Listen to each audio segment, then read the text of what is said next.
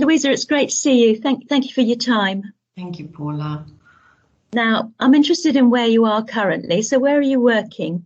So I'm working as a wayfinder at Dementia Support. So Dementia Support is a charity, and a wayfinder is somebody that supports the families through the whole journey and beyond.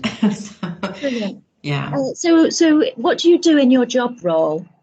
So when somebody comes into the memory assessment service and get assessed, they get discharged and basically left. So we pick up the emotional support, some practical support, looking at some smart zone, like technology things that they could implement in the house to help families. So you would have families living in London and the mum is down here. So maybe cameras in the house to make sure she's safe. And it's not one day is the same. It's very exciting. Sounds like you enjoy it. Was this the first job after graduating from uni? Yes, I did my placement here. So I was really lucky. I just loved what they did. And I was really lucky. I remember you always were interested in the charities or third sector. Yeah. Your degree was in marketing and HR, wasn't it? That's correct. Yes. How did your degree help you in your career post graduation? Well, it did quite a bit for me because I'm originally from South Africa, and I was brought up never really to question things.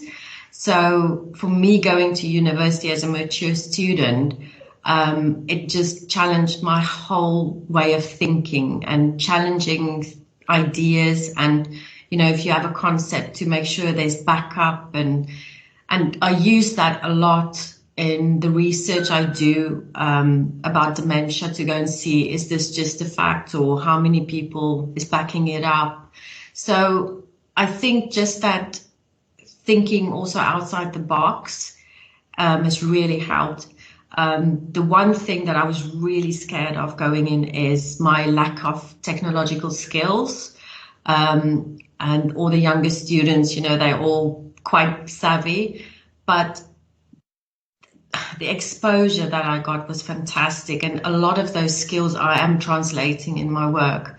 So, and the fact that I'm aware of things like LinkedIn and social media, even though I'm not using it, but I'm aware, and I know some terminology can be used to, boost up the numbers. So if you write a blog, just to keep that in mind and things.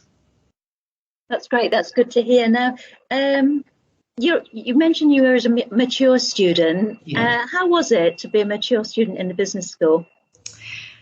I'm not going to lie, it was tough. It was really hard work. I think where normal students don't have families and juggling school runs and all sorts, I had to work hard, but I didn't have the thing that the students have, like maybe meeting a potential partner or, having to socialize and things. So those things I didn't worry about. I was quite focused on just getting, my degree. So I think I really loved it. I'm really glad I did it. It was hard work, but I'm glad I did it.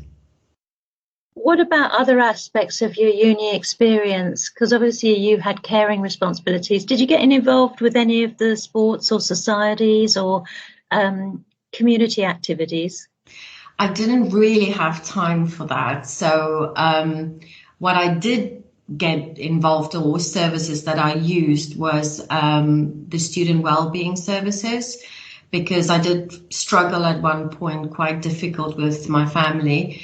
And they were fantastically supportive, and they were there, always available, and gave me quite sound advice. So I'm, as a mature student, probably I didn't do any of the, the societies and things, but I did access the services that was there available.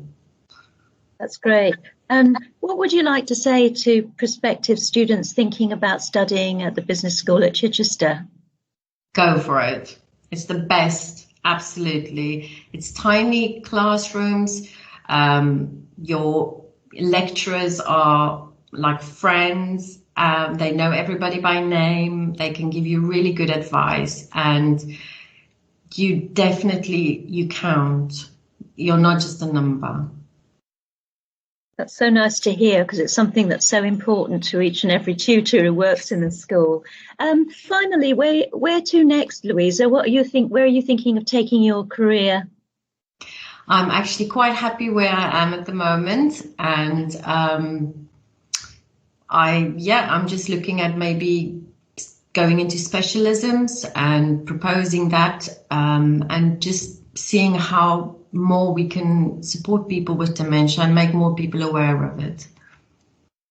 That's great. That's lovely to hear. So that's it then. Thank you for your time, and it's been terrific to have the chance to talk to you about where you are now and what you're doing.